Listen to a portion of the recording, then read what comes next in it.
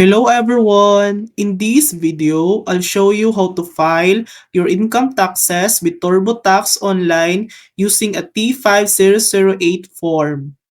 First, go to the official TurboTax website and sign in. If you don't have an account, creating one is easy. Just provide your basic information. Once logged in, head to the tax home and click on TurboTax Free Edition for 2024. This version is perfect for simple tax situations. Click on My Information to enter your personal details like your name, address, and social security number.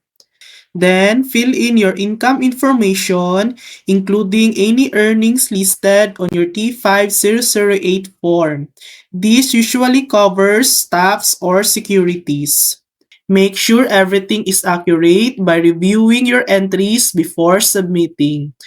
And that's it. That's how to file your income taxes with TurboTax Online using a T5008 form. Thanks for watching. If this video helped you, please like and subscribe for more helpful tutorials.